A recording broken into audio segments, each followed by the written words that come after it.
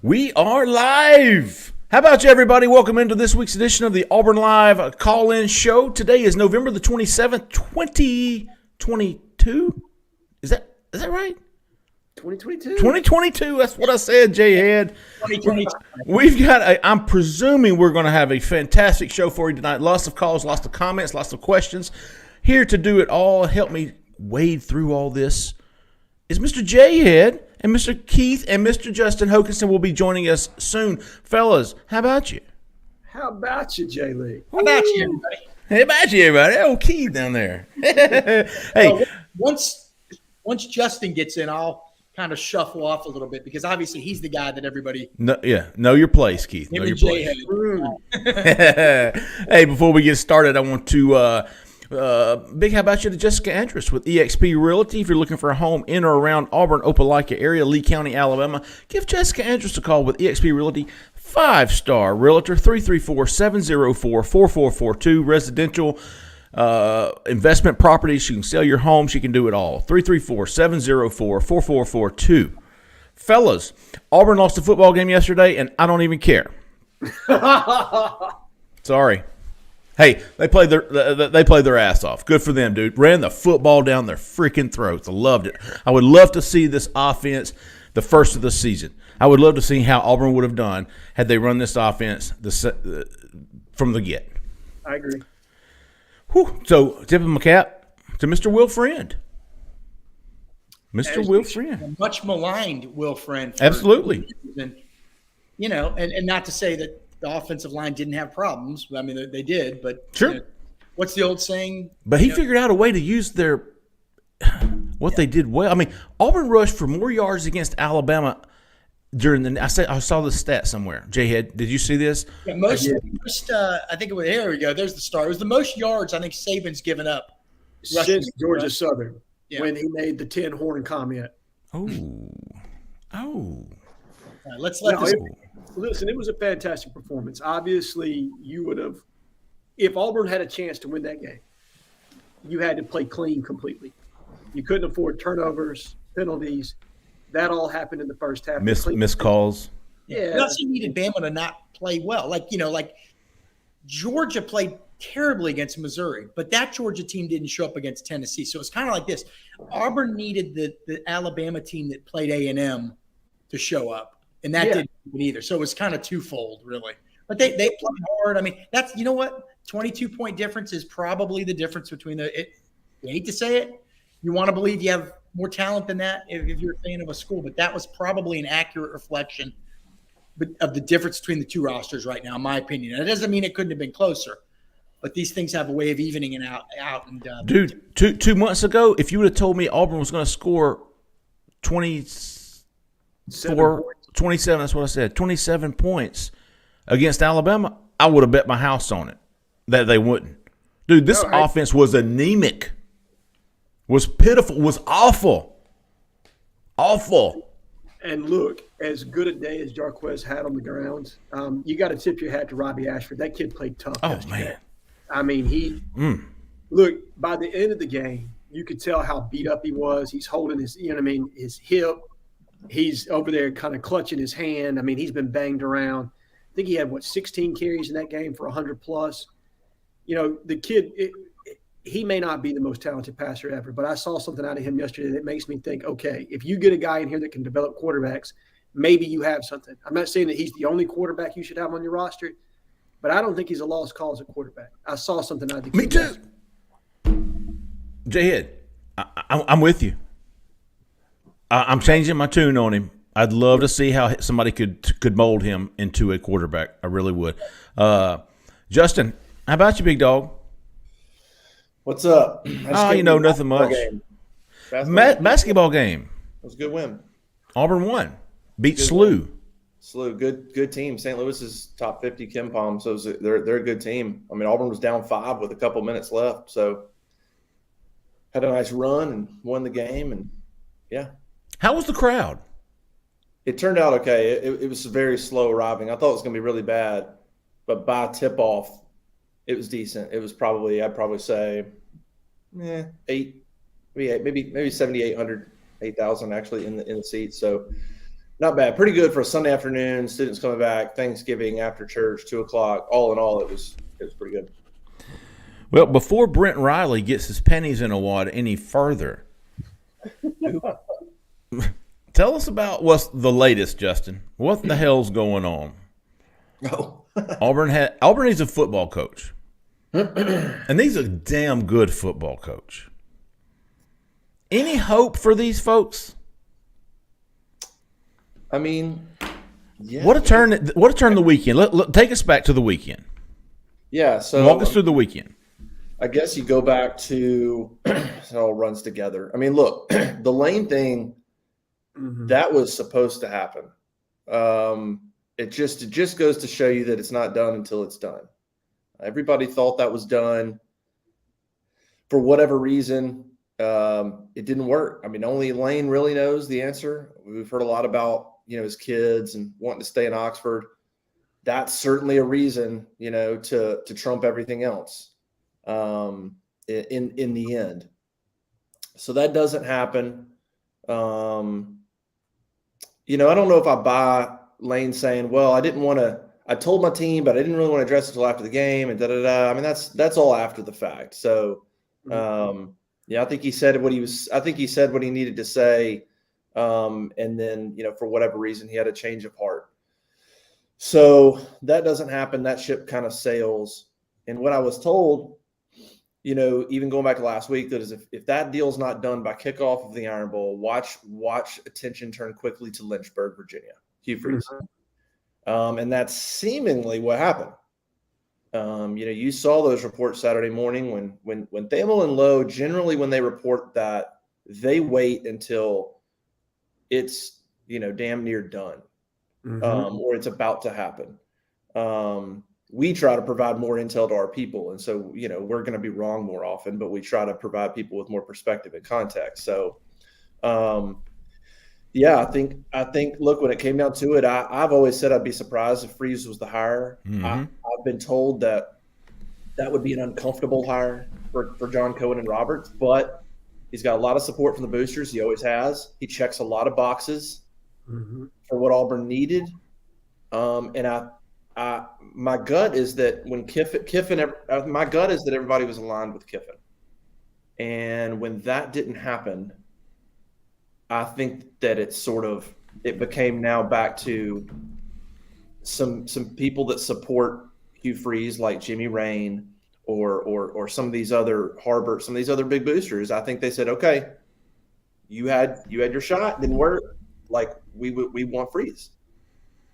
And then that leaked Saturday morning, and we were texting on Saturday. And that backlash was real on Saturday. I mean, social media is powerful. And when you're tagging the president and the AD and you're emailing, and that stuff's powerful. And I think it made a difference. And certainly made them kind of go, There's a lot of theories about how it leaked Saturday morning. Did Cohen leak it on purpose to gauge? Did Freeze leak it? Was it all legit? And it was going to happen, and then it blew up. I don't know exactly, but clearly that and combined with getting absolutely slaughtered by New Mexico State, that was bad for Freeze, and And look, at this point, if it were Freeze, we wouldn't be talking about it. If it were Freeze, you saw this morning, Kenny Dillingham announced to ASU, Luke Fickell announced to Wisconsin. This would have been announced today. Matt Rule. We've reported that we think Freeze is off the table at this point, and the fact that it's 6:45 on Sunday night pretty much confirms that. So, don't know why Kiffin went backwards, but he did move on to Freeze. There's backlash against Freeze for a lot of reasons, and now he's essentially off the table. Certainly for now. I don't ever want to say anything's ever done ever, but for now, he's not on the table. And so now, I talked to somebody earlier, and I'm going to say this. I talked to somebody earlier that's been a constant contact through this that's, pretty well connected in terms of what Cohen's thinking and stuff like that. He said it feels like it's back to square one. Now, that's not a great thing to hear. I don't completely, buy that in terms of, it's not like there's some clean slate and they're like, all right, who should we go look at? Yeah, right. Let's build another board. Yeah, it's just I think Freeze and Kiffin turns out we're going to be their top two choices, and they both didn't work. And now it's okay, where do you go? I mean, I think there's still good options for Auburn. I just don't think it's as clear cut. I don't think the alignment, I don't think everybody's on the same page the way maybe they were with Kiffin. And so now it's like, okay, what do we think about these 4 or 5 different guys, and which direction do we go, and who's the best fit? And I mean, now I just think it's more of a debate, and they got to figure that out. And look, what we don't know is was Cohen spending the day Sunday? Does he have a guy and he's just trying to figure it all out? Like, maybe, everybody's freaking out about the panic. Maybe there's a guy that he's literally working through today, and it's just one person. Mm-hmm. Maybe he's calling 5 people and agents. I don't know. But I wouldn't panic yet. I still think there's good choices out there. It's just everybody's kind of got some different challenges, I think. Dabo Swinney, it's a timeline. James Franklin, it's a buyout. Brian Johnson, it's lack of head coaching experience. So, I mean, I just, I don't know where he goes exactly. And I think there's hurdles, I think, with a bunch of different guys. But at this point, I think it's in Cohen's hands. And we're waiting and seeing, man. We're waiting and seeing. 3 things, and we're going to get to our calls, man. 3 things. Justin, from the jump, you said you had Hugh Freeze on your board. You also said you didn't think – you had some concerns that Auburn wouldn't sign off on this guy, and people were calling you out on that. Well, we figured out that was true. Secondly, why the sudden blowback about Freeze when he's been on everybody's coaching hot board since the jump? Why people not, everybody thought it was going to be Kiffin. They didn't think it was going to be Freeze. So maybe that's what it was, and then it kind of fell into place yesterday. As far as Kiffin goes, I'm going to give you a little bit of context of what I've got from my guy. I thought it was, I think a group of Auburn people almost kind of grew tired or perturbed with Kiffin and his antics there for a little bit. There were worries on Auburn. Off the field stuff, organizational structure. Auburn called a lot of people about on his background checks, guys that worked for him, worked with him, and so there was some angst. Thank you, Jhead. Well, I'm sure we'll get all this uncovered through these calls. Let's hit the phone line, Big Zach. Big Zach, I didn't mean that offensively. big dog. 0177, you're live.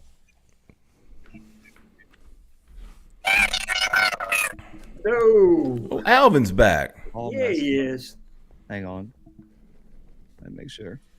I'm going to talk to some of these people offline, make sure it's not them and not us. I'll be right back. Y'all can talk about the kid because there's a few good questions about Brian Johnson has been trending in the chat right now. Brian Johnson, who is the quarterback, correct me if I'm wrong, Jhead, you know probably more about Brian Johnson than we do. Quarterbacks coach with the Philadelphia Eagles, longtime understudy to Dan Mullen at both Mississippi State and Florida, has also been an offensive coordinator at Utah and Houston.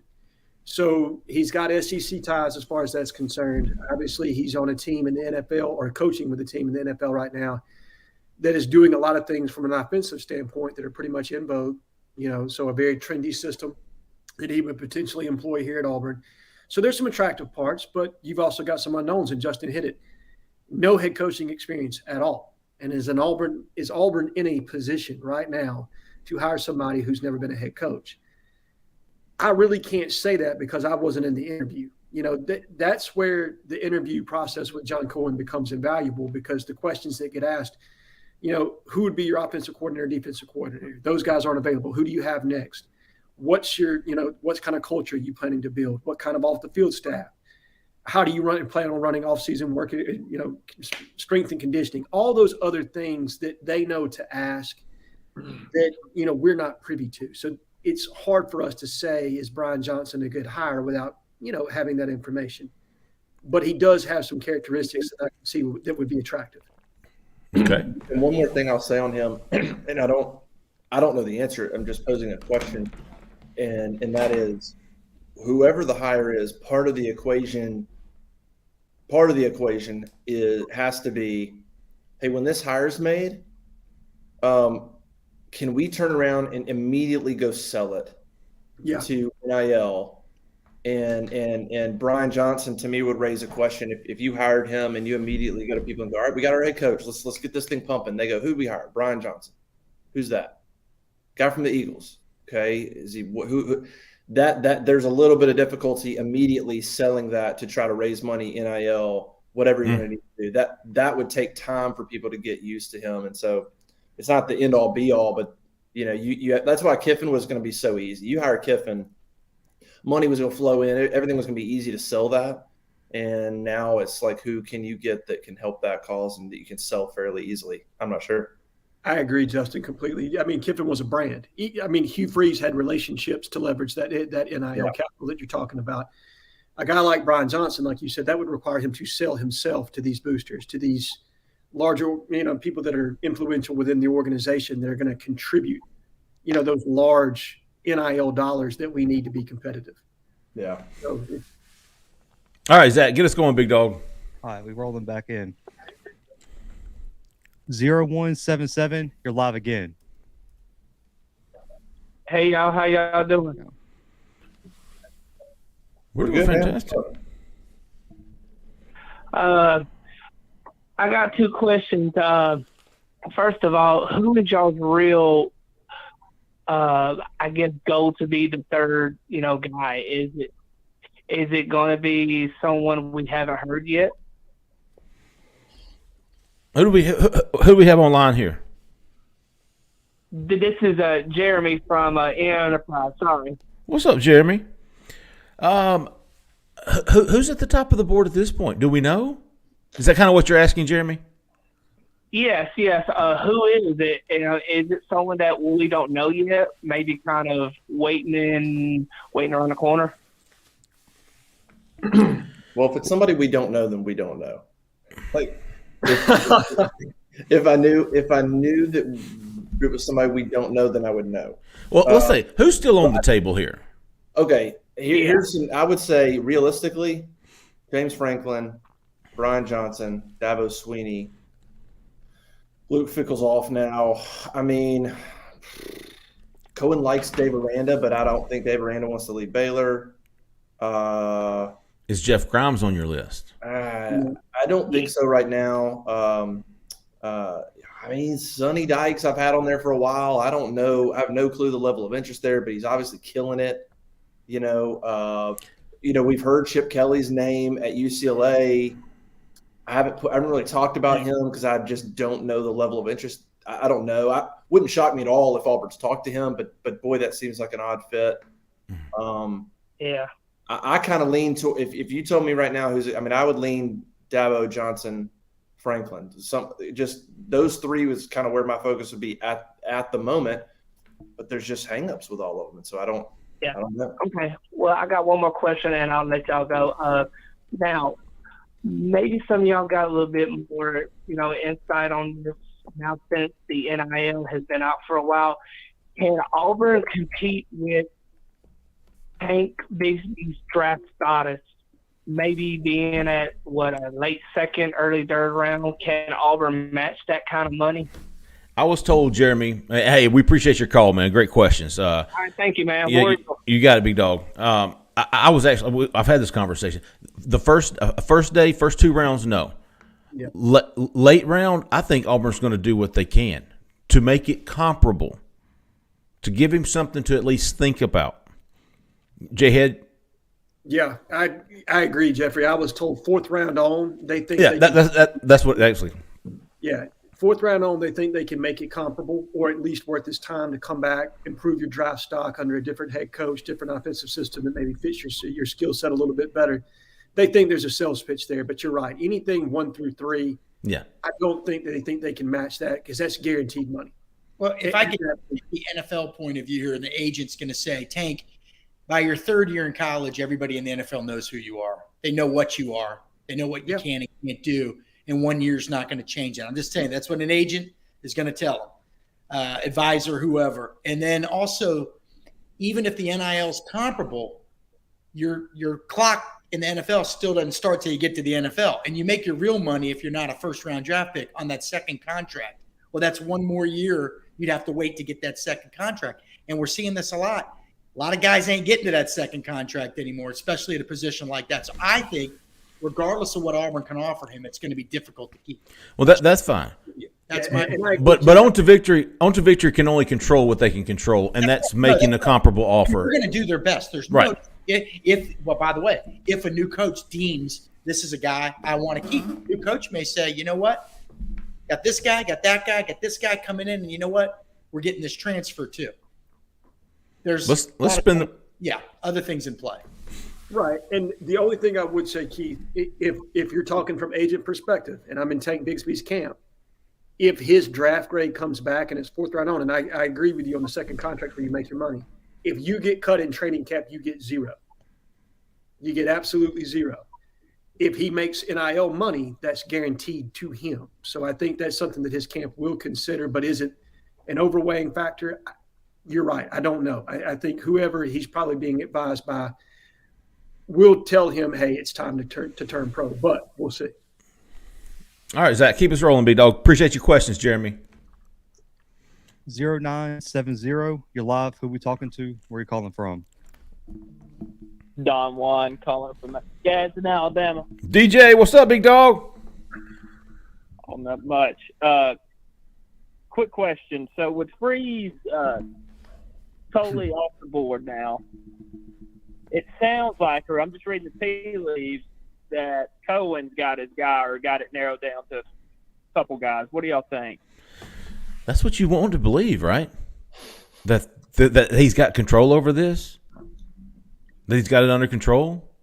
Justin? I believe that. Yeah. That was a loud truck. Hold on. Jeez. It's probably sagging. Have you seen these stupid trucks?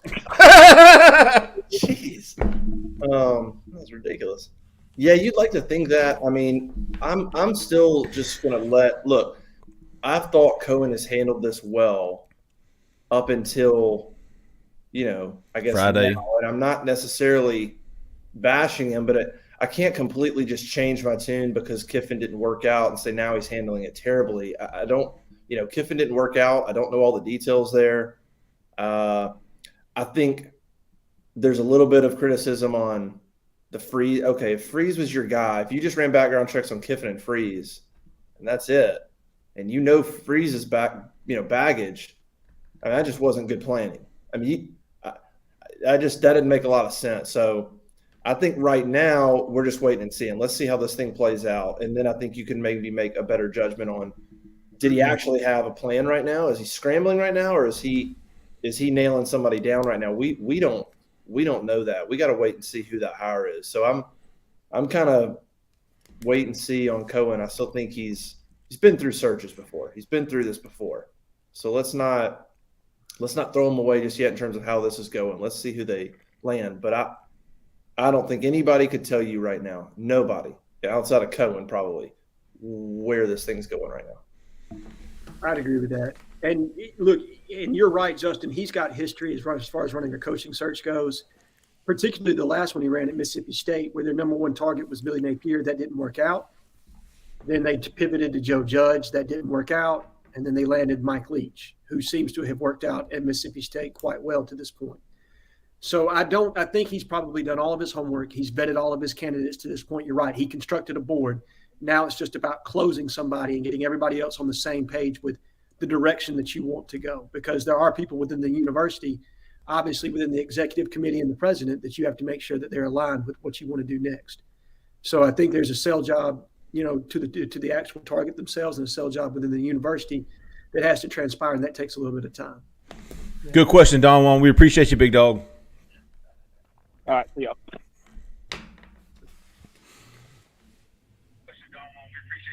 Zero 0122, you're live. Who we talking to? Where are you calling from? Hey guys, this is John in Charleston, South Carolina. How y'all doing? What's up, John? What's on your mind tonight, big dog? Man, not much. So I'm an alumni, class of 2015 from Auburn University, and this whole coaching search has just been super, super frustrating. I've been talking to former peers and classmates, and this is frustrating for them. And my question to y'all is, why are we so bad at closing on the target that we want? Fair question. LSU identified Brian Kelly, locked him down. Oh, now hold on. Identified Lincoln Riley, locked him down. Nebraska. John, let me correct you real quick. Hold on, John. Wisconsin now identifies Luke Riley. Luke Jhead, locked him down. we got a fact checker here. LSU did not lock down their first target. 100%. Brian Kelly was their third target, actually. Jimbo Fisher was one. Lincoln Riley was two. They ended up with their third target. That's a pretty good third target. Would y'all not agree? Yeah. I don't disagree. I'm just debating your point here. Get him, Jhead. Go ahead, John. So, But I'm just saying, I don't understand why we continue struggle on just being able to close on one of at least our top guys, because I feel like we're going to settle once again. hey, John, good question. We appreciate your call from Charleston. Beautiful city. I've been there. Love it. Thanks for your call. I will say this. The reason I was shocked at Kiffin, and I don't know the details. I don't know if it was a little bit of both sides or what, but Auburn has so much to offer right now. They have everything a college football coach could want. They've got a brand new – they're about to cut the tape on the brand new football-only facility.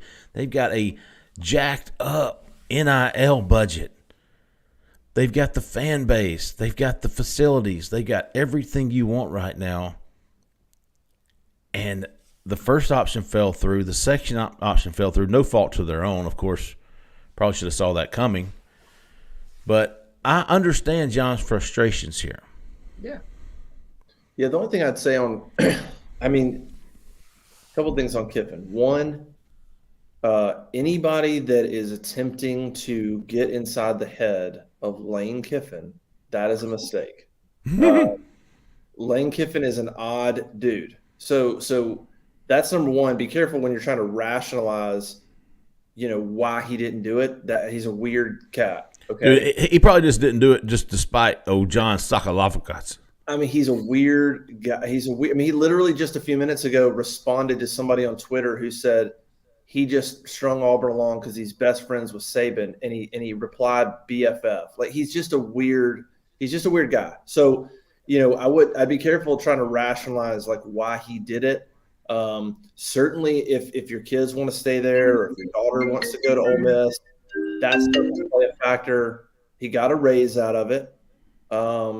Look, if he thinks he wants the Bama job or if he thinks he wants the A&M job or something like that, and he's like, well, I can stay at Ole Miss and get those. I mean, I don't exactly know. I just know that Lane throughout wanted the Auburn job, and something changed. But I also know that Lane is an odd guy and a weird guy. And so trying to rationalize why he did what he did is probably not healthy. Probably not. I don't think Auburn did anything wrong. I think the bottom line is I don't think Auburn did anything wrong in how they pursued him. I don't know what more they could have done. I mean, it was essentially a done deal, and they were trying to announce him on Friday if all the pieces fell into place, and then they just didn't.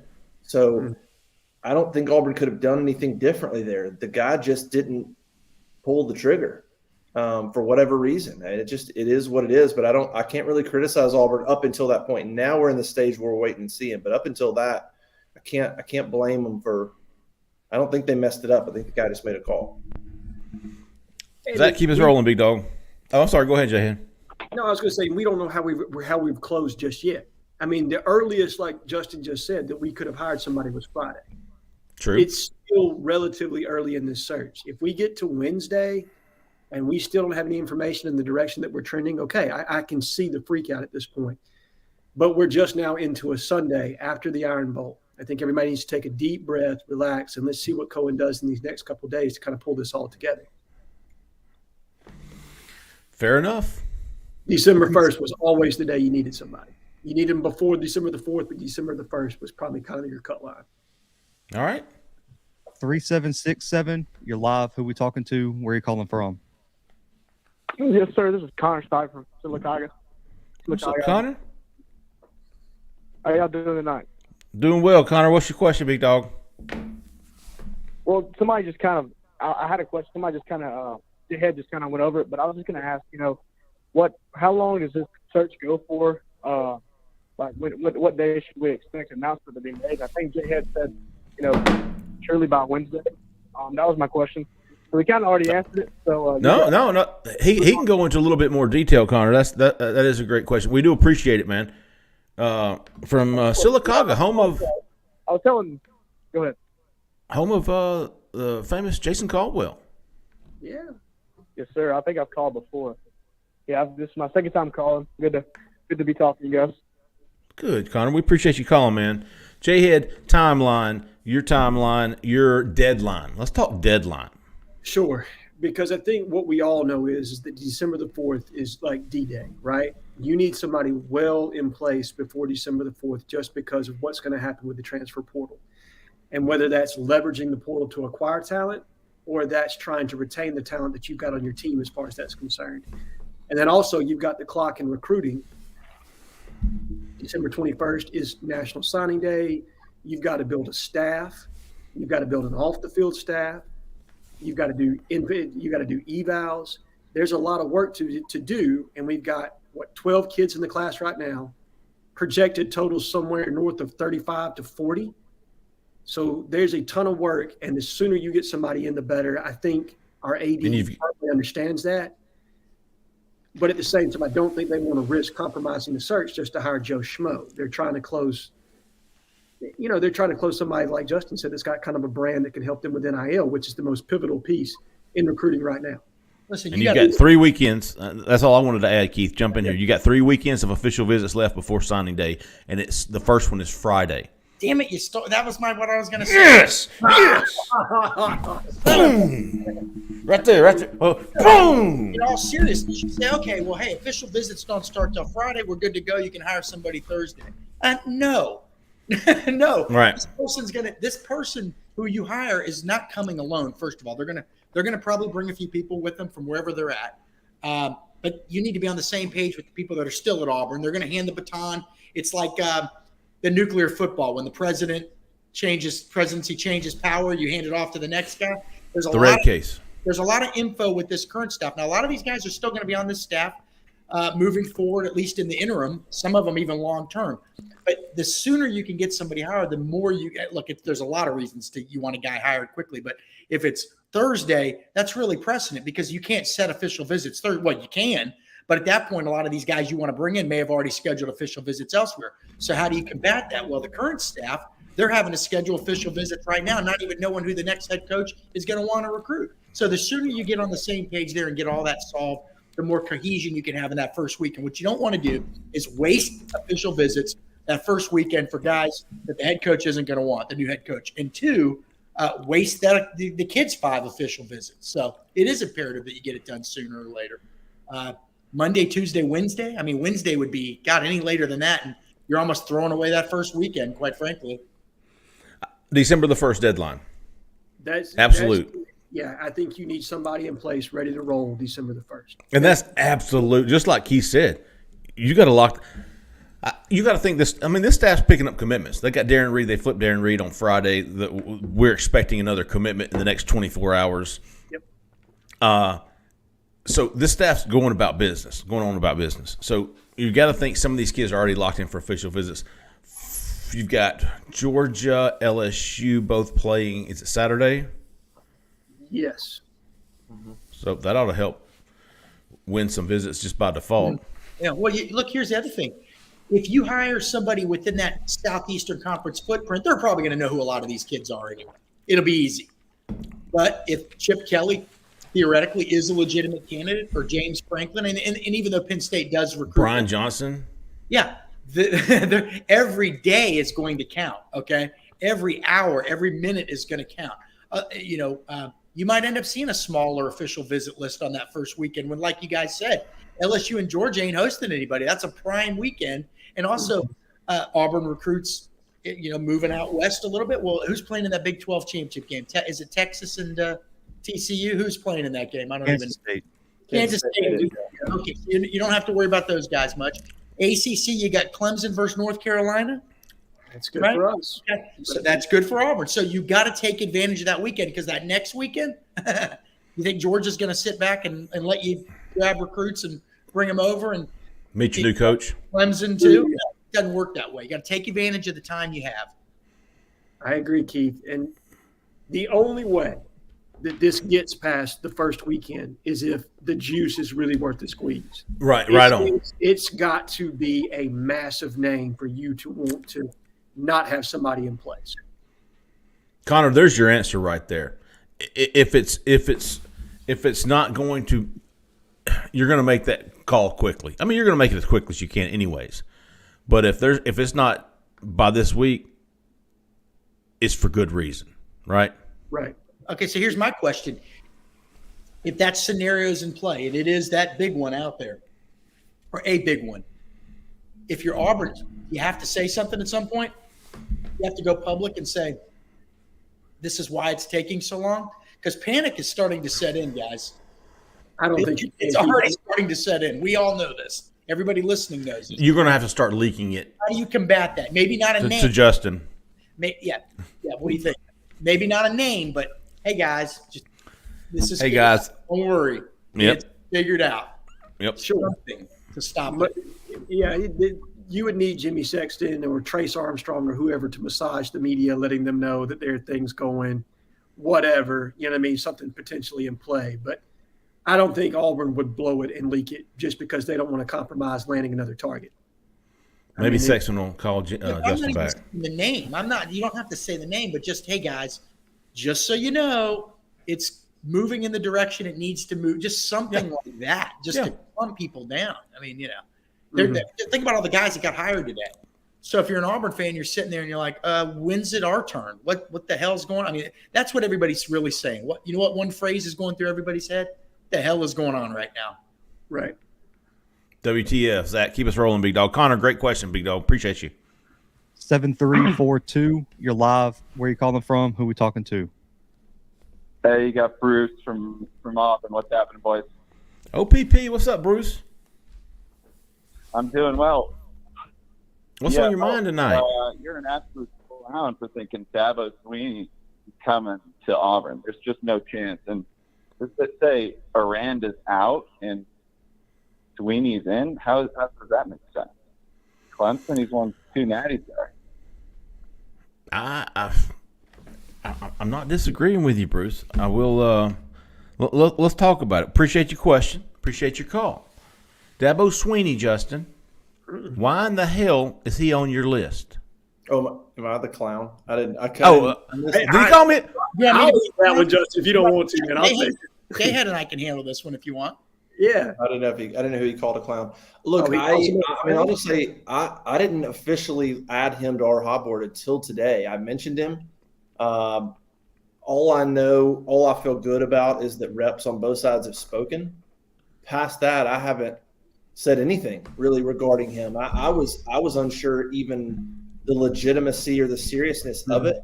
I added him today because of where Auburn currently is. I think you have to. I mean, given Kiffin and Freeze, I think now you sort of have to add him and James Franklin as possibilities because every day you get closer to the ACC title game, if those reps have spoken and you're now to this point, well, he's got to be a possibility. The issue with him always was even if there was just any kind of interest, he wasn't going to engage with anything till he coached the ACC title game, and that never was going to work for Auburn. Well, now it's Sunday. You kind of missed on a couple guys. Now you at least have to consider it, which is all we've done. I still don't see it happening, but our job is just to kind of put guys out there that we think are at least on the radar, which is all we did. Yeah, he's kind of like an afterthought, right? It's like, we're hearing it.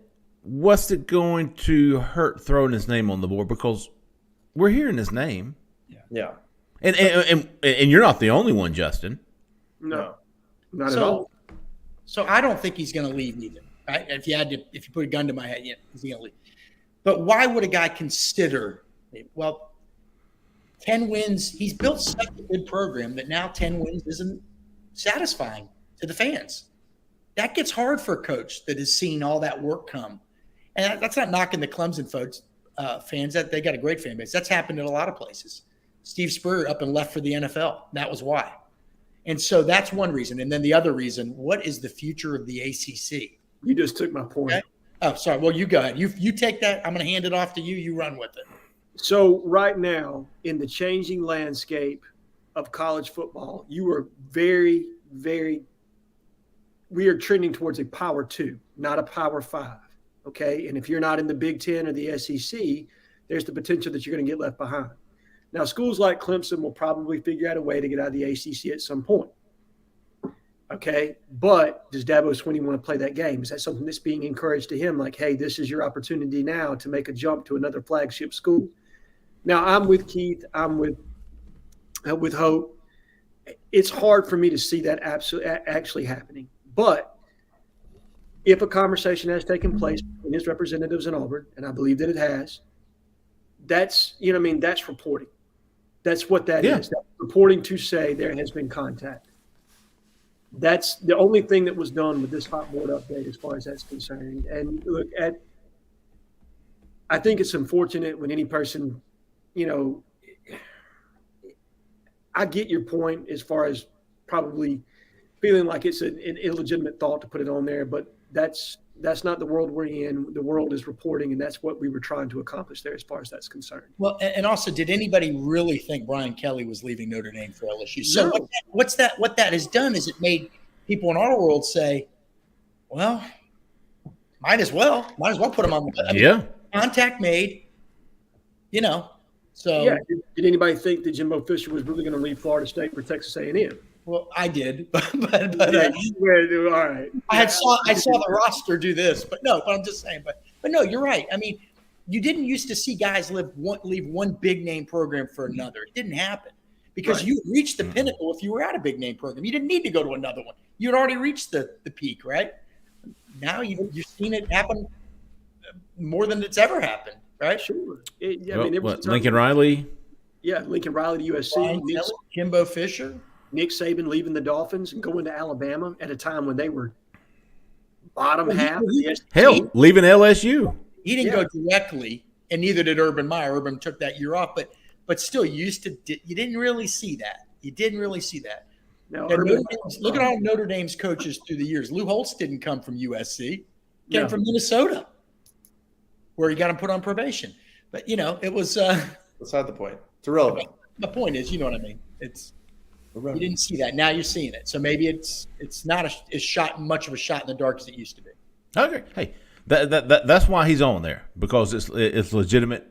Is there a possibility, as small as you want? 1%, but it's there.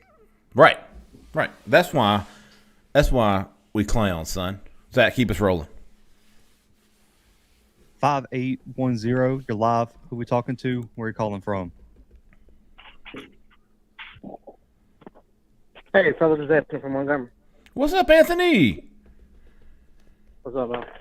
What's on your mind tonight, Anthony? Hey, so the whole Brian Johnson thing, we don't want to hear Brian Johnson. He was at Florida with Mullen, and that whole thing. I know he left before Mullen got fired, but that whole thing was they couldn't recruit. We understand that he, had a good offense and all that and developed quarter. But I feel like if we go unproven coordinator, it's not that the only person that can be T. Will. That's going to bring the Auburn family together. You can't really see it. Like, everybody can get on one accord. Well, okay, if it's not Cadillac, then He Will to make everybody happy. You can say that you don't have any coaching experience. You can bring everyone around and like, okay, he loves Auburn. He's going to fight hard for Auburn. I feel like he got the person outside Cadillac that everybody will be like, okay, we can try.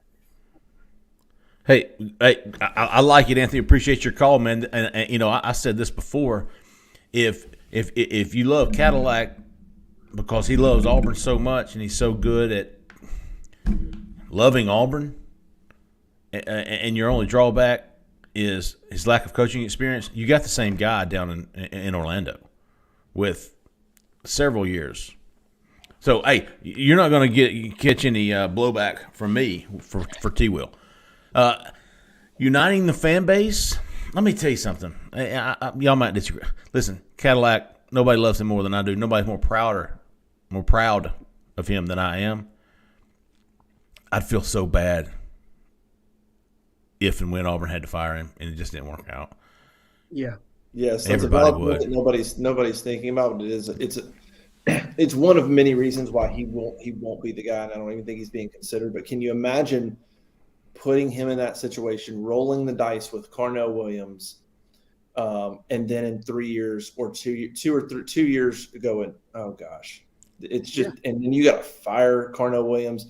It's not going to happen. It's why I talked about today. I said, look, if I'm Cohen, unless I'm about to make a hire today or tomorrow, if it's not going to be Carnell, tell him and let him come out and just go, hey, I'm not the guy, guys. I don't want the job. I'm not ready. And by the way, I'm not sure he does want the job. Everybody wants to push it on him.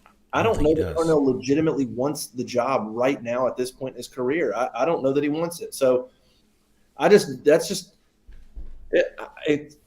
want to say it's not going to happen. I hate saying anything's ever, but there's just people need to give up on that one for a lot of reasons. And I think it would be nice if Carnell just came out and goes, hey guys, I'm not the guy. That's not what I want to be right now. I'm going to be here for Auburn, do whatever we can to do. We're going to get through this transition, whatever. Auburn's going to find them a good head coach. It's not going to be me.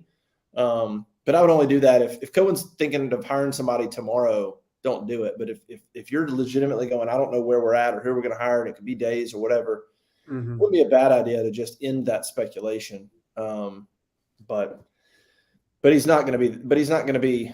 He's not going to be the guy. And I don't think Brian Johnson's going to be the guy either. Cohen loves him. He loves him at Mississippi State. He loves him. Phenomenal interview, all that good stuff. But again, you can't hire that guy with no head coaching experience in where Auburn is. That can't be your hire. Let me ask you this, Justin. Jhead too. If Auburn hires anybody other than someone who has head coaching experience at the Power 5 level, is it a disappointment?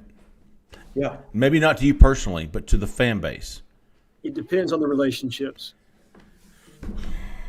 I mean, if there was a Kirby Smart out there, yeah, but there's not. You'd have to give me an example. I would say where Auburn is now, you go get somebody without head coaching experience. I would have to. Any of the guys on your hot board right now without head coaching experience, if they're the hire, 3 years down the road they might be putting Nick Saban to bed. Right. But we don't know that. Perception-wise, any of the guys you have on your board without head coaching experience, if they're the hire, in my opinion, just reading the board, reading the tea leaves from these fans, I think it's a meh hire. So, and this isn't the situation we're in because Justin is reporting in real time the actual candidates. But if there were a candidate like a Shane Beamer that had relationships at Auburn, they love that hire, and obviously he's done fantastic things over there at South Carolina. Okay? There's the potential that a Travis Williams would have that level of excitement and connection to the fan base where I don't think certain people would be disappointed. I could see that. I don't know who else has those kind of relationships at Auburn. Maybe Will Muschamp. There would be people that would be excited about that. I know that the message board's already asking for it. But is he a realistic hire? I don't think so. I don't think there's anybody that's willing to gamble on Will again. A third time as a head coach. So it would have to be somebody that had relationships at Auburn and knew the right people that could punch the right buttons that the fan base could rally around. But I just don't know who that would be. That's the problem, isn't it? It's like, I'm texting with my guy, and I was like, I mean, seriously, who's out there? Who would fire up this fan base? Who would be that splash hire? And it's tough to find a guy. It goes back to from the beginning, there has not been one person that I'm like, that's the guy. I mean, like every name I'm like, okay, sort of, I see it, but I feel like every single name I've been like, yeah, but I just. I was like that. I was that way with Lane Kiffin until the last part of that week, last week, when reports, I just started getting an icky feeling with him. There's not a guy out there that literally, I'm trying to think of somebody that they hired. I could go, you know what? And I thought Lane would be a great hire, but I also have reservations about how long would he be there. That was kind of probably my main reservation with him. It's just like I feel like in 4 years he could be gone again. And it's hypothetically speaking, is Dan Lanning? Jhead, that's your what I boy. was gonna say. That's the name I think that would get people excited. To me, that would be universally seen as a home run if you were able to double back and get Dan Lanning from Oregon. That's your Kirby Smart with 1 year of head coaching experience. Right. That's the play if you're going to be able to land the name of that. Or I mean, obviously, if you were able to get Dabo, but I don't think that's a reality. You know what I mean? All right. So the guy out there right now that would create a splash. And so if you're not going to create a splash, it's making sure you get the guy that's the right hire for Auburn at the right time. Yeah, but you have to be very careful about that. But see, here's the problem. Y'all just said everybody's got the but. So who is that guy? And to me, that makes it easier because there isn't the one obvious guy. I think that gives you flexibility. I think that gives you the flexibility to just go get the best coach.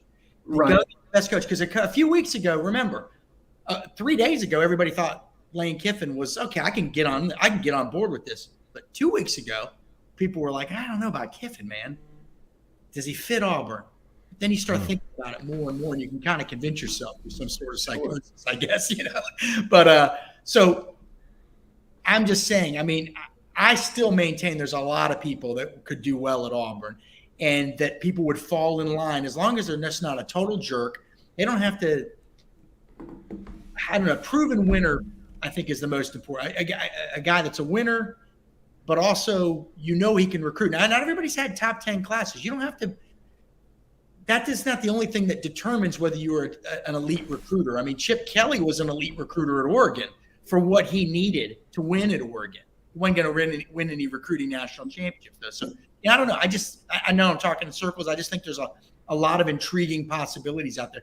Wasn't Jeff Brom the hot prospect 3-4 years ago? Yeah. Hey, who got remember Montgomery? Philip Montgomery at Tulsa? Yes. Yeah. Remember him being on? Yeah. So why wasn't he linked when Gus was hired? Or was that Harsin?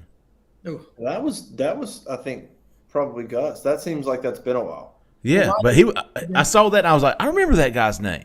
What has Jeff Brom done to not? I mean, look, he's in the Big 10 championship game with limited. Look, I mean, West Lafayette isn't Ann Arbor or Columbus or Happy Valley or Madison or Iowa City or you know what I mean. So I don't know. I mean, so I just feel like there's still a lot of people out there that are very good candidates. I really do. I just to me, go get the best guy, and I think people will be like, man, this guy's pretty good. Look at that record now. And who's the best guy? For me, maybe it's a guy like Chip Kelly. I don't know. Right, and I think Chip would create a little bit of a splash. I honestly do. You're talking about a guy that played in a national championship at Oregon, a guy that was the head coach of the Philadelphia Eagles and the San Francisco 49ers, and now is the head coach at UCLA. So I do think that he would create a splash to a degree. Is he the best fit for Auburn? I don't know. That's for John Cohen to decide. But he's a quarterback developer. He's an offensive guy. He's a guy that's had success everywhere he's been. I mean, you could sell that hire. That's a name that people know. Didn't think Brian Kelly was a fit at LSU, and it remains to be seen. That story's still to be written. But, I mean, 2 of the 3 most successful coaches in the SEC in the last 30 years were Northern boys, Urban Meyer and Nick Saban. So I don't know.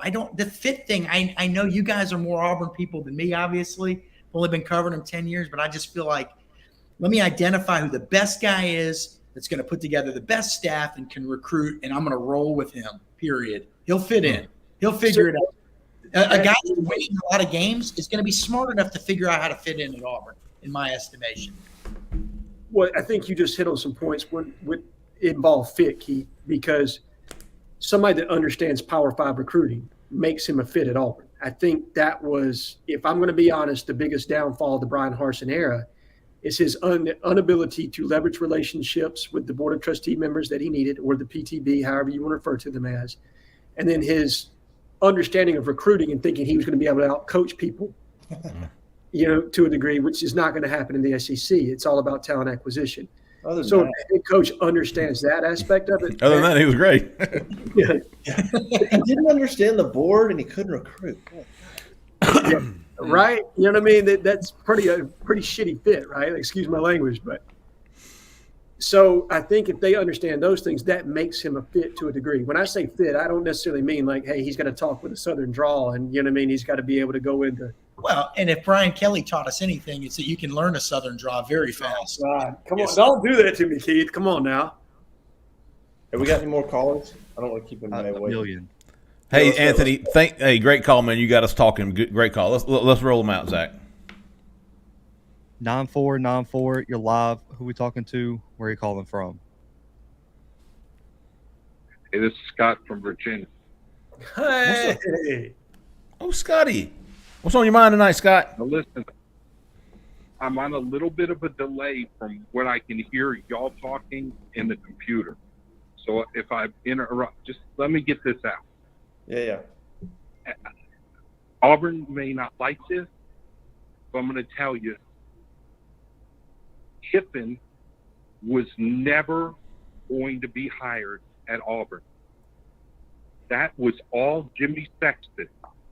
Jimmy Sexton wants to hire Hugh Freeze. That's it. I gave it all to you on 2 phone calls. All right? I was right about Hartwell. I'm going to be right on Robertson. I'm right on Cone. Cone doesn't know what he's doing. Here's what's happening right now. They pushed out Kiffin to appease everybody. Okay. And when they knew Kiffin wasn't going to do it, they were going to push Hugh Freeze. Today, when you see the Tennessean, Yahoo, and that clown from Memphis that is with USA Today, I mean, not Commercial appeal? with the W.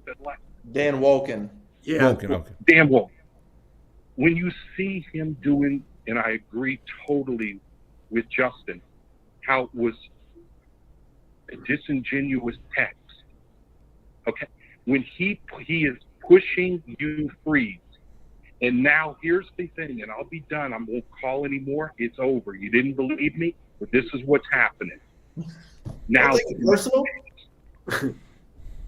and this is going to be the problem.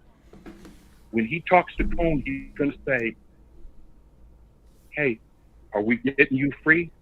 And when he says no, he's going to say, well, you know what? You pick the coach. And he hangs up. And that's what's going on right now. There's no Clemson coach. There's none of this. This is all silly season. Okay? The Auburn people deserve better than this. It's the only reason I called in the first time. I didn't appreciate the tinfoil comment from somebody I've listened to for 15 years. But I'm telling you, never was Kiffin did not want to take the job. You know why? Because he's scared of the Auburn job. That's the facts. He didn't take the Auburn job because he's scared of it. When Jeffrey said we're too much of pussies to hire Kiffin, the truth was, is Kiffin too much of a pussy to take the job? And I apologize for my language. No, man. But here's the deal. If Jimmy doesn't get his way, Cone's going to have to hire the coach. And if you think Cone has the ability to hire that coach, you're going to see what kind of coach you get. Because this is the same thing he did with Green when he got off the phone with him. And he said, okay, you want to do it? You do it. And that's it. And I apologize for my language, but I'm telling you, this Jimmy Sexton is a creature of habit. Scott, don't hang up. I want to ask you a question. Same thing. Trace Armstrong represented 2 guys. There was no drama. There's been no drama today on Bickle. There's been no drama on, I think, a great offensive mind, the offensive coordinator at Oregon. There was no drama on any of this.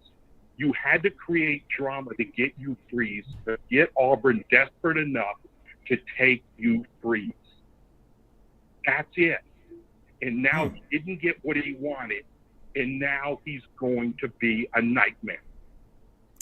You did the best you could do. Let me ask you a question. He put Cone in that seat to hire you Freeze. He had to get him out of there. Scott, Jay has got a question for you, big dog. I'm Team Scott, by the way. I am now. So, Scott, is there – all right, if Cone is making the hire and Sexton's put him out there on a limb by himself, does this ultimately become Hugh Freeze in your opinion? Or is there somebody else that Cone can get? I think that's a great question. I'm not trying to be negative. I'm not trying to be a know-it-all. I've never called into any of these shows. I knew what he was doing was disgusting. We could get lucky like Ole Miss got with Lane. I said it to you on the first conversation. It's a 50-50 shot once you get past what Jimmy wanted. And Jimmy wants Hugh Freeze in that seat. When Dan Walton is sending out text, when the Tennessee, they're all coming from Memphis people. That's all it is. I'm not a no. You get anybody that complains on your show about any information you've given them. The only information you got is the information they give you or you get. If that's incorrect information, that's not on you guys. I'm telling you, I deal with baseball and basketball. I don't deal with football. I was honest with you. I'm never going to lie to you. But my partner does the football. And let me tell you, this is a Jimmy Sexton special. If you don't want Gus, who is the defensive coordinator at Auburn that's been there 500 times, that coached at Florida and South Carolina? I'm terrible. Will Muschamp. Will Muschamp. Will Muschamp, my partner told me, has a better SEC record than Hugh Freeze. This is insane. Hugh Freeze is a terrible candidate, and he's trying to shove it down their throat. When he hired Cone, everything was in play to do it Jimmy's way. And do you realize that they have given Kiffin 2 raises in 14 months worth $5 million? Jimmy is good at what he does, but if you've got to understand where Jimmy came from, he was at the University of Tennessee. Okay, his father was a booster, and he was given money to Reggie White, and then he signed Reggie White to a contract that started his career. I'm not trying to get elongated, but you've got to understand the SEC people. Everything they read, they believe, and it's wrong. His first major contract was Scottie Pippen. He signed him to one of the worst contracts in NBA history. He can't get a job in the MLB. He can't get a job in the NBA as an agent.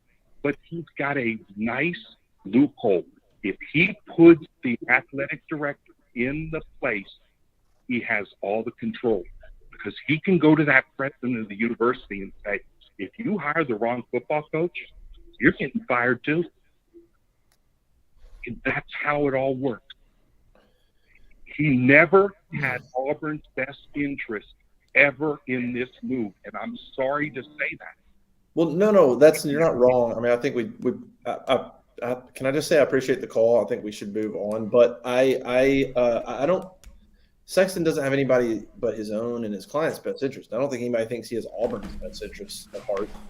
I mean, he's always going to play that game. I mean, I don't know. That's a lot of interesting stuff that you can't really prove. It's interesting. It's an interesting conversation, but it goes against basically everything that I was told that I know. It's a lot of speculation. So I don't know what to tell you. You'd be saying that Lane didn't just lie to. You'd be saying Lane didn't. There's people I know that talk to Lane that are friends with Lane. Like you'd be saying that Lane is lying, literally lied to everybody, including good friends that go back years and years, in telling them that he wanted the Auburn job. You'd be saying he didn't want the Auburn job. It was Sexton playing him, and so then Kiffin just lied to everybody he knows. That's hard. That's hard. I mean, it's hard to wrap my head around. Okay. Well, just wrap your head around this. The bottom line is saying that you have till Thursday They have to fly. They have to get there. They have to get organized. They have to sit down. If they don't have a coach in tomorrow at noon, Cone is hiring the coach from wherever he can hire it.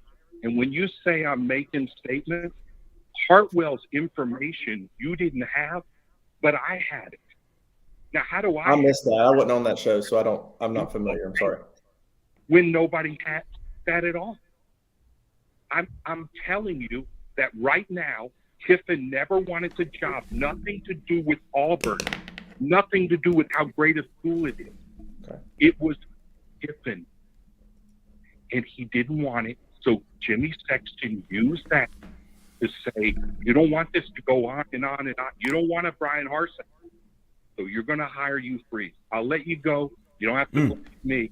But tomorrow and the next day, when it gets even sillier, and there is no Dabo Sweeney, okay, or Newt Rockney, okay, I'm right. Okay, that's it. It was good talking to you guys. I wish you the best. Good luck.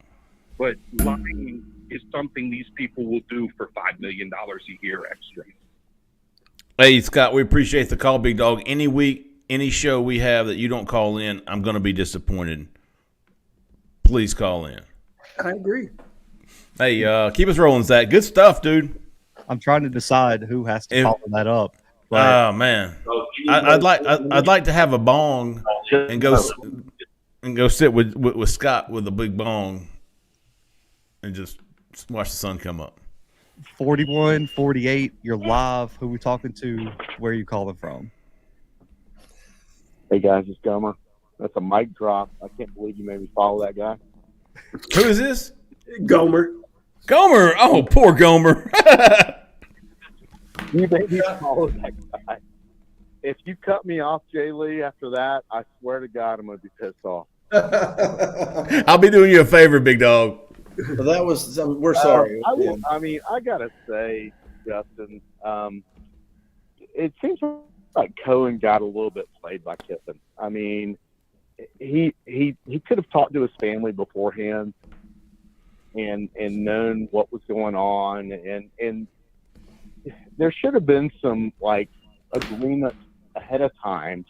You know, at least I would have thought that. But regardless, it is what it is. We're moving on from him. Do y'all really think Sweeney and Franklin are not lateral moves? Who? Oh, Sweeney. And Jhead, you were talking about Kelly. I just can't believe that he would be someone that would come over to the SEC, and we've got so many roster moves and changes that need to be made, and I just can't imagine him coming in here doing that. Lanning, to me, is the only guy that we could throw the bank at, and it could be a home run hire at this point. I mean, I'll hang up and listen to you guys, but what do each of you guys think? Justin, Jay Lee, Jhead, who would you hire at now at this point? Gomer, we appreciate you, man. Oh, that's a good question. I will say Lanning's probably the closest guy for me to completely get my head around. Lanning's probably the closest in terms of been a head coach, been at Georgia, been at Bama, been a recruiting coordinator. Young, hungry. There's a ton to like about Dan Lanning. There's a ton to like about him. He outside of maybe his youth or whatever, I'd be like, okay, I think that guy's smart, intelligent, could recruit, and he's been at the best two programs in the league in terms of knowing how they operate. So, it's why I wrote in the hot board the last week. I said, look, I don't know, but I'm monitoring whether or not Auburn makes another run at him. I don't know if they will. Yeah. But I'm just going to keep my eye out because I do think he's a really good candidate, and I think that John Cohen liked him a lot. So I went, he was hot and heavy there for a minute. I just don't know what it would take to go back to him now and say, hey, it's a $14 million buyout. There's no telling what they'd have to pay him to get. I mean, Oregon's facilities and resources, it's a lot of good stuff there at Oregon. So you'd have to fork up a pretty good amount, not just the buyout, but everything else to get him. But I don't know. I haven't really heard a lot about that, but that's probably if I'd either make another run at him if you don't get him. Hell, if I know where you go right now. I mean, I really don't know. I really don't know what the best hire would be. I think I think you can make points about a lot of different guys, but then those same guys, I could probably make some really good points to say why they shouldn't be hired or they won't work. Justin, here's why you go after Lanning again. One, you love him, you like the guy, but also here's the big thing. Rocky Deal said hit that like button. When you first started going after Lanning, they had one loss. They were still in the playoff picture. They now have 3 losses. They just lost to their arch rival, who's right down the road, has 1/5 the facilities, probably 1/5 the money, and just beat them and finished with the same record and is going to finish ranked ahead of them. You also lost your young hotshot offensive coordinator today. Yeah. You know who may follow your young offensive, your young. He's been on Tinder too long. And the funny thing, if Dillingham heard me say that, he'd got me. My balls. We're not on your OnlyFans account, Keith. Exactly. But you know who else you may lose? You may lose your offensive line coach, Adrian Clem, who likely, we think, could follow Kenny Dillingham down to Phoenix. You're saying go after him. You're saying these are reasons to go back after him. Go back, yes, because now all of a sudden you were 9-1. You were in the playoffs. You were a Heisman Trophy candidate for a quarterback. You were probably going to be maybe playing the playoff. You know, all these things. You had Kenny Dillingham and Adrian Clem, who, by the way, are their 2 best recruiters. There's no question about that. So you've lost one of your 2 best recruiters, and the other one may be following him down to Tempe. So all of a sudden, and then you say, well, is this the best roster Oregon may have in a while? Because Mario was a very good recruiter out there. Yeah. So, but a couple guys I'd look at. I mean, I look Chip Kelly. You get at least see what the interest is, and then here's the one that people would probably not be happy for me bringing up. But I think Mike Elko at Duke, and here's why: he's got the pedigree. He's got the Notre Dame DC, Texas A&M DC. So he's worked with Jimbo. I know people don't like Jimbo, especially somebody on this show, but worked with Brian Kelly. He's considered a great recruiter, people person, all that stuff. 1 year at Duke, 8-4, beats Wake to end the regular season. That's a good quality win for Duke. Guys have left Duke before and gone on to bigger and better things.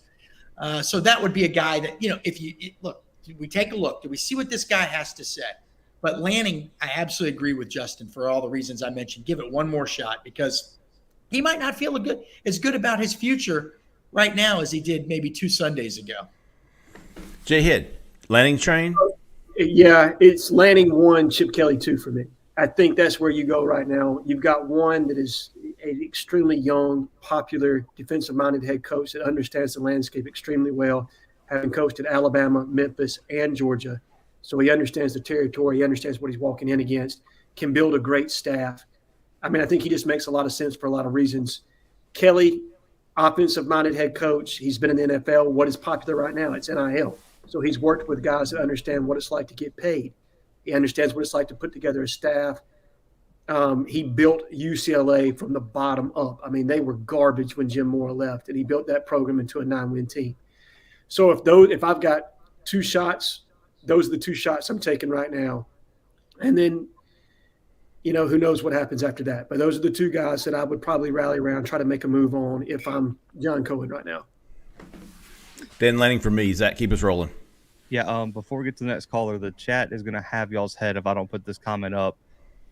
The fact that y'all haven't mentioned Dion has the chat up in arms, and it has for about 35 minutes now. So if y'all want to hit this. I thought about saying his name. What do you want to say? Like what do you want to know? Like, well, first of all, what an awesome name. Unruh. Brad Unruh. I think I would say, Zach, the only way that we can on this, and Justin, I think you should definitely take this. Nobody has spoken to Prime except for very early on with his representatives. And because there is zero contact right now, we can't just go off of, hey, this is who you should hire. There has to be some feasibility to what it is that we're trying to say, or somebody that's potentially in play. And with Dion really not being on the table at this point, I don't think it's a discussion necessarily worth having. But Justin, obviously, how do you feel about it? I mean, I've never removed him from a hot board, if that makes anybody happy. He's still there just because I haven't had any real reason to necessarily remove him completely. But what is he? I mean, Colorado, South Florida are looking at him. South Florida is perfect for him. Look, I get the prime. I get it. Like, and you're getting to the point now where you're like, all right, screw it. Let's just, what's the worst that's going to happen? You're going to be left with a bunch of good players. Oh, darn. But it's just, there's so much unknown, man. Head coaching experience. How long is he going to be there? What's his motivations? What does he want to be at Auburn for 10 years? Like, there's a lot there, just like with everybody else. But I get it.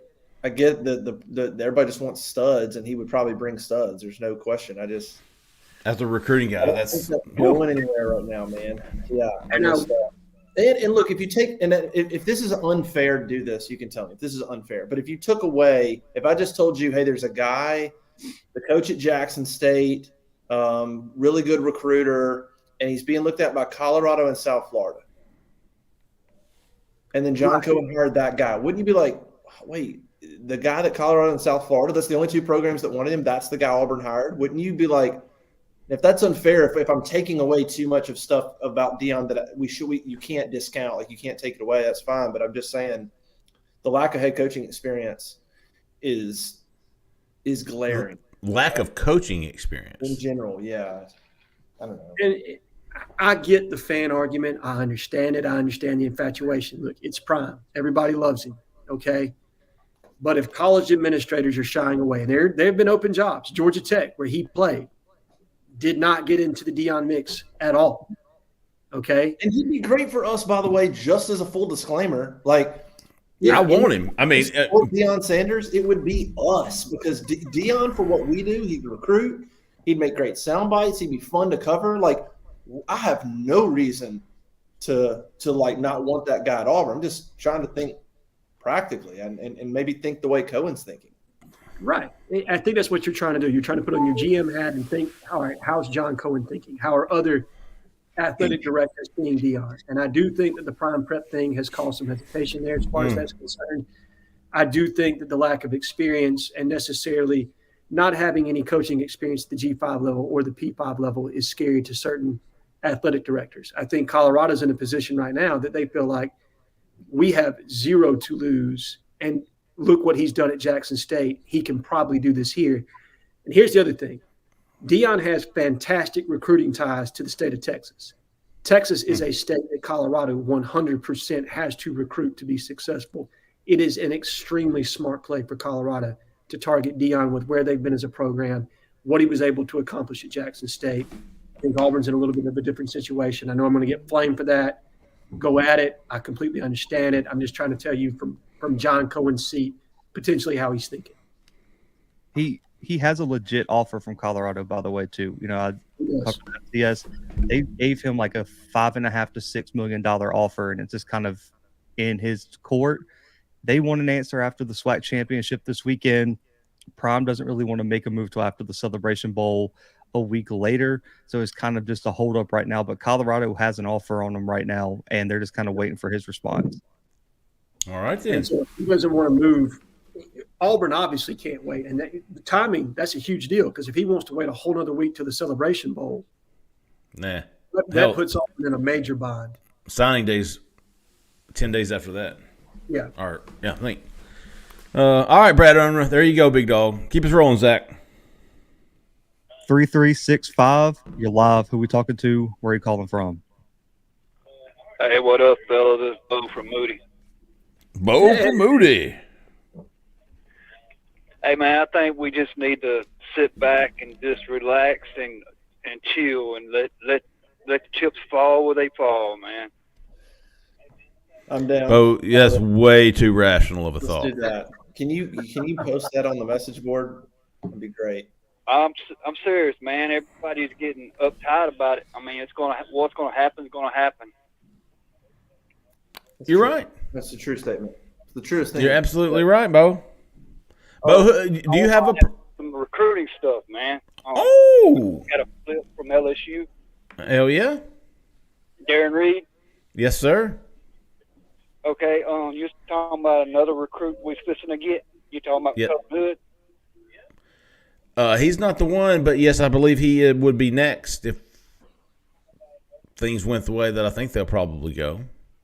Because I think there'll be somebody from before him, Bo. Okay.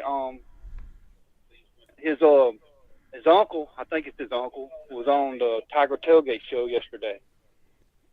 DeAntoine.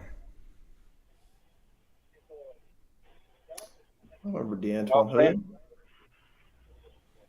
What did he say, Bo? He said he was talking about his I don't know how he said it. He said he had a running back that's kin to him, that's number one recruit in the country.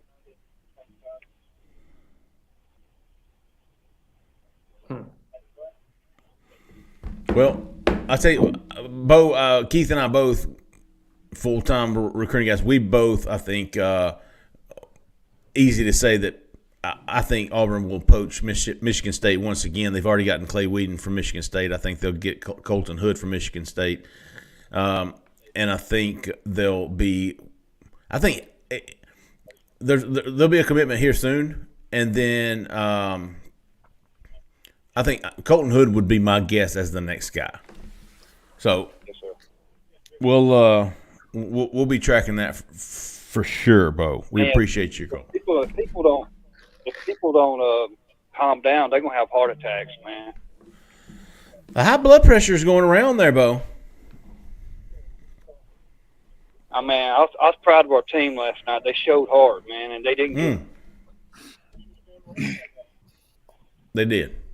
I think it says a lot about those kids. As I said, I think on another show, I would have liked to have seen what this season looked like had they been doing. No, it was earlier this show. Had Auburn been running that same offense all I think it's worth another win or two, to be honest with you. Oh, I do too. That's another thing I was gonna say. Whoever the coach is, the main priority is, recruiting and everything, but retaining Cadillac is A1. Yep. I Bo, appreciate your call, big dog. I think we all agree. All right, appreciate you, Bo. Good call, man. I think we all agree retaining Cadillac is absolutely a win for the new coach amongst the Auburn fans. Does that keep us rolling? 7254. You're live. Who we talking to? Where are you calling from? Yes, this is Clayton from Carrollton, Georgia. Who? This is Clayton from Carrollton, Georgia. All right. Yeah. What's up, Clayton? What's on your mind tonight, big dog? Well, y'all talked. I was been online for a while, but y'all talked about it early in the show.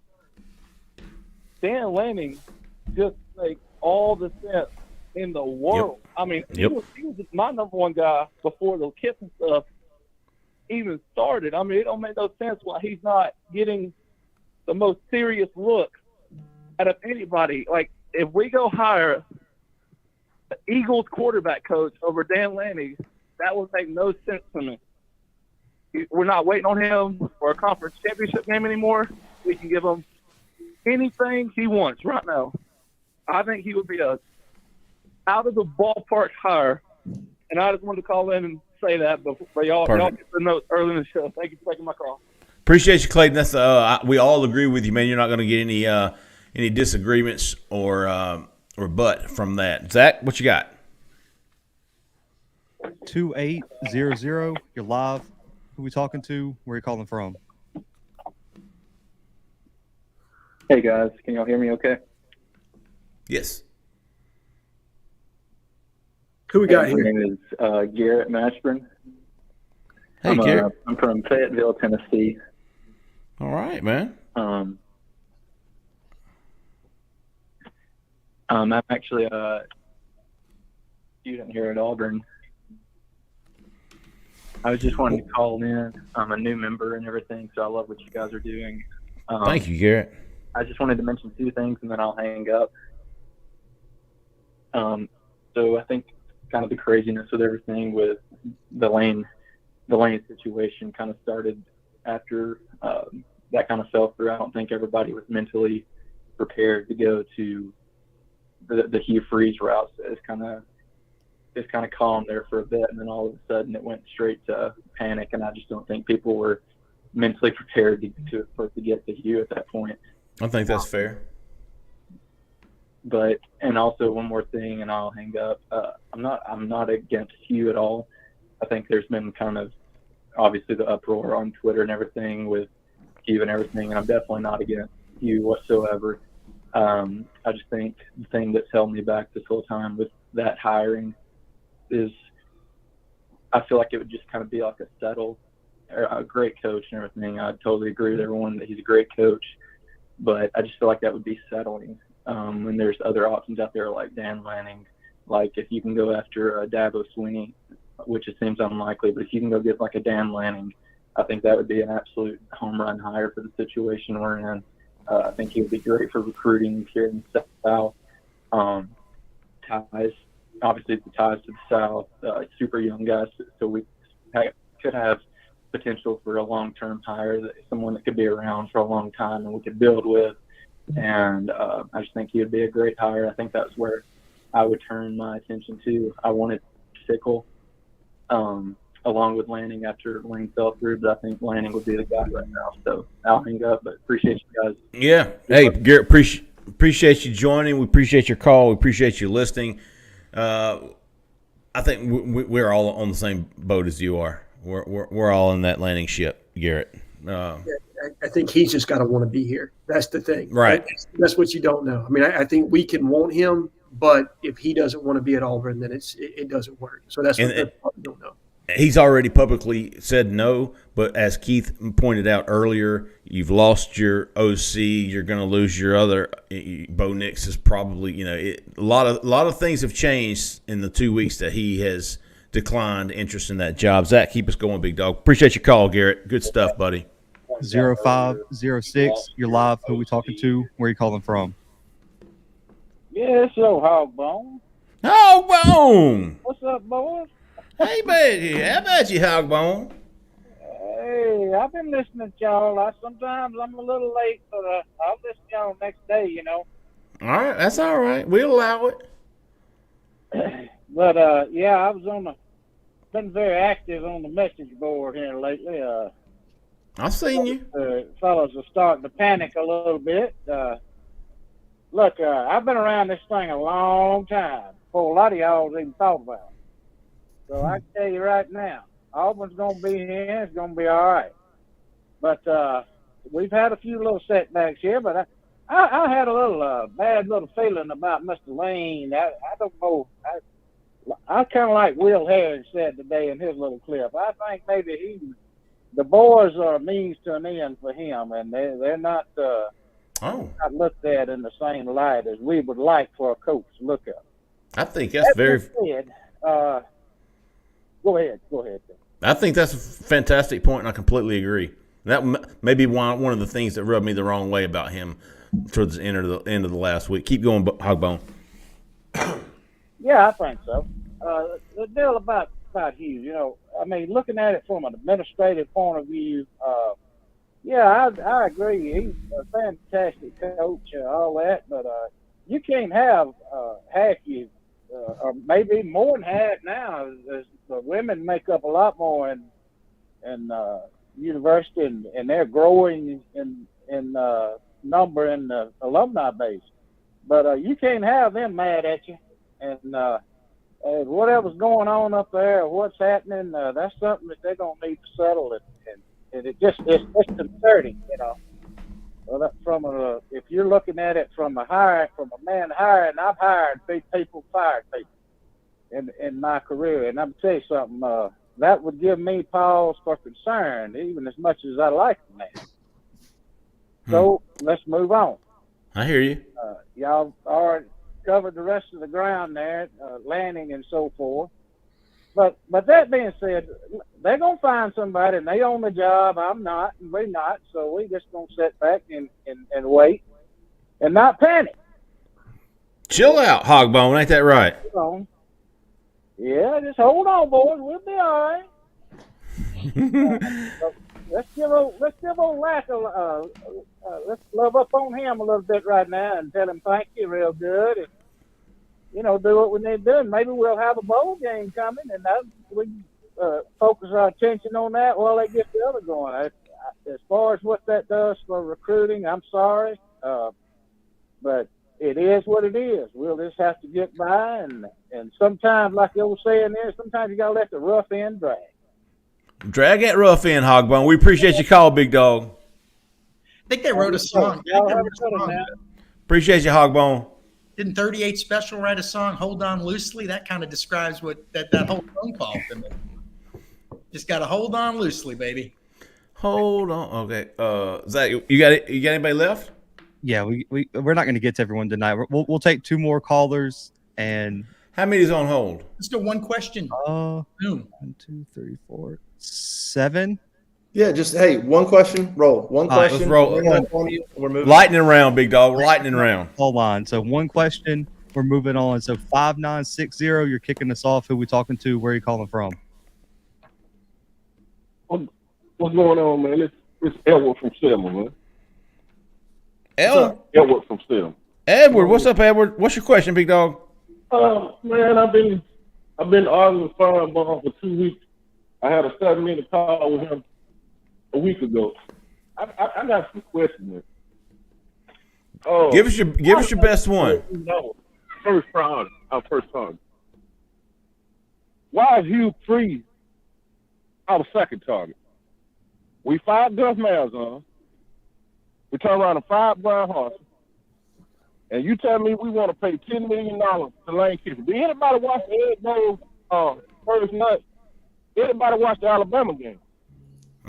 Coaching Arkansas. Game. He should have kicked the field goals Thursday night. They would have won the ball game. Lane Kiffin ain't worth $10 million nowhere. He at Ole Miss. You come to Auburn, you got to face Alabama and Georgia every year. You're in a way better situation at Ole Miss than would you ever be at Auburn, because he wouldn't beat Nick or he wouldn't beat Kirby. Can anybody name me one big game that Lane Kiffin has won as a head coach? You can't. I can't. Hugh Freeze is too much baggage. Sure. And the thing that I'm seeing that I was arguing with Paul about, not putting this on y'all guys, not putting this on nobody, but what I'm saying is with the African American, he don't have enough experience. He don't have this. Brian Johnson, he don't have the experience. Deion Sanders, he don't have the experience. Cadillac Williams, he don't have the experience.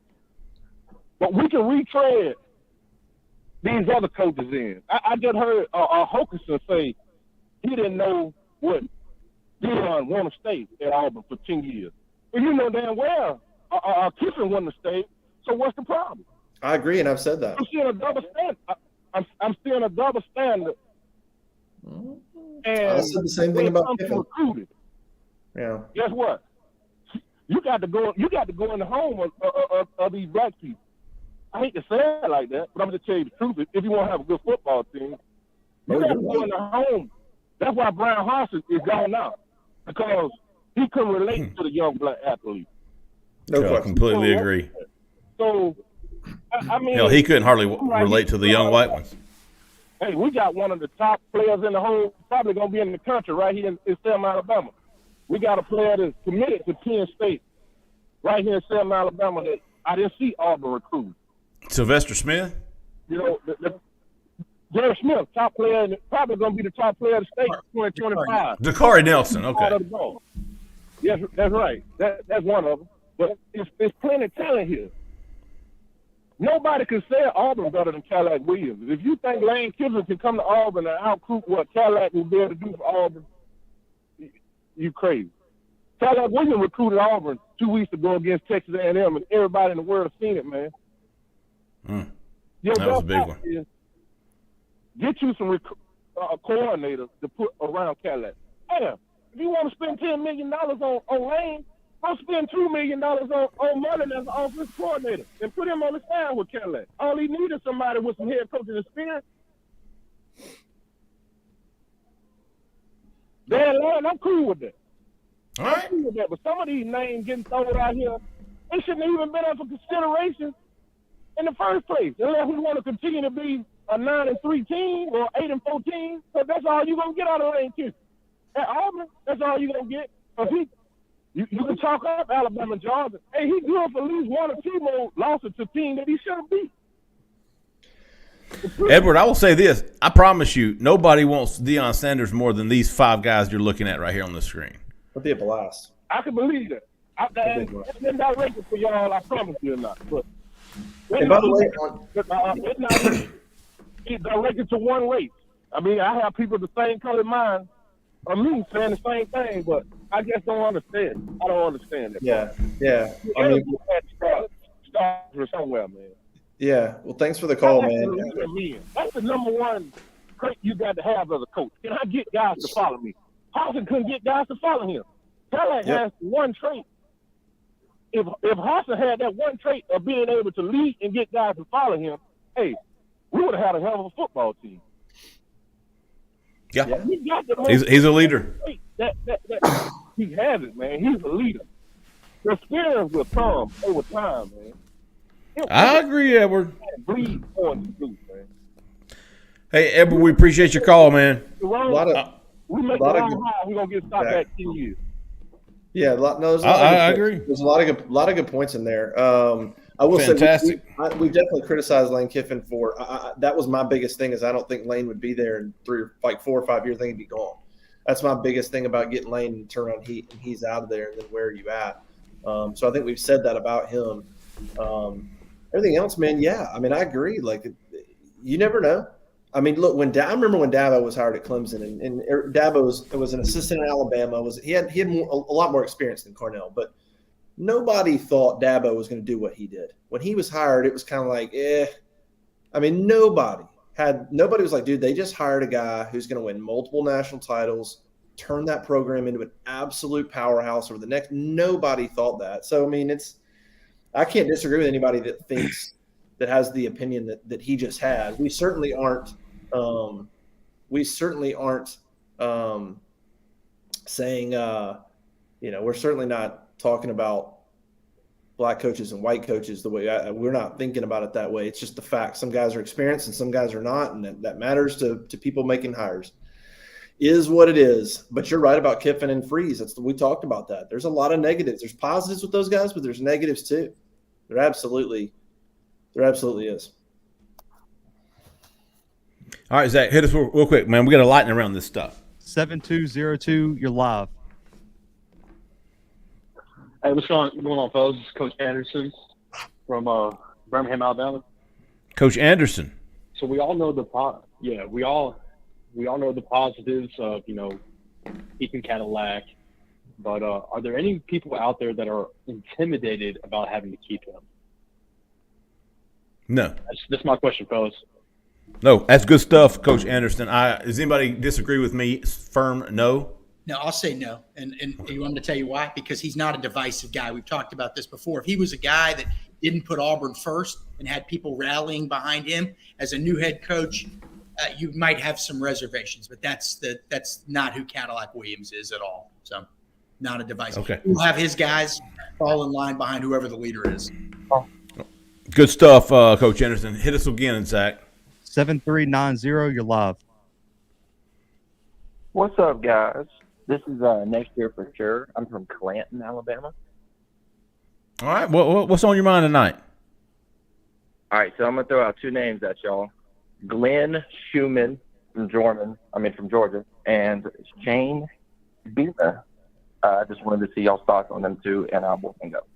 Thank you, Mr. Clayton. Jhead, real quick, 30 seconds. Glenn Schumann. Not enough experience, period. Hasn't run a defense by himself.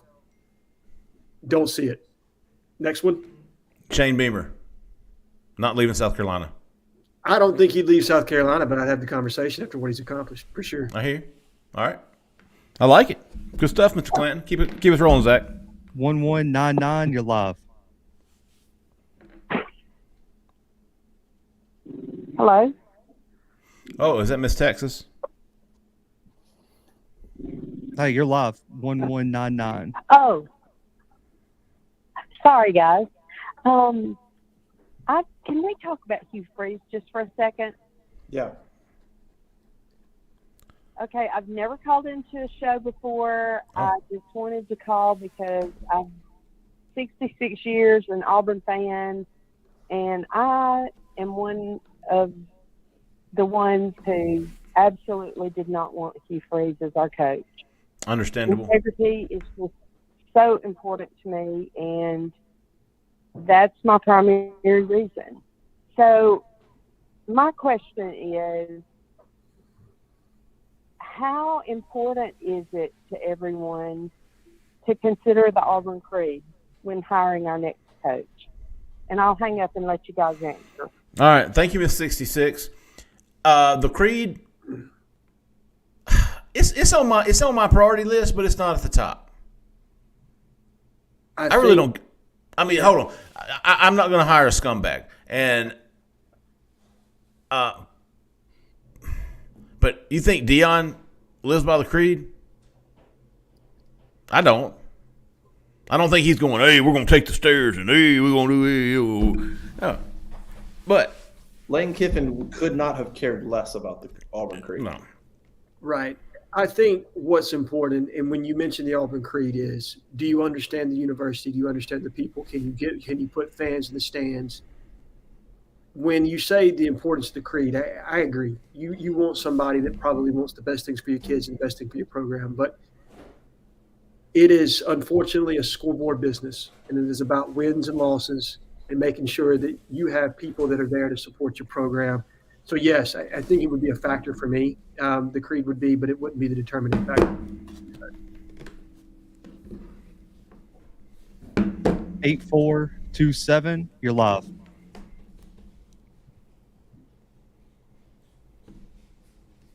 You're live. Who we got on and where you calling from? I'm kicking them off. They did not. I understand. 8464, you're live. What's up, fellas? Who we got on, big dog? Not much. Name's Josh from Beham. Wanted to hear just a little bit about the basketball team. That was it. That's all I got. Great last call. Let's be better next year. And I just want to hear a little bit about how good Wendell Green is. Oh, Wendell Green, Justin Hogerson?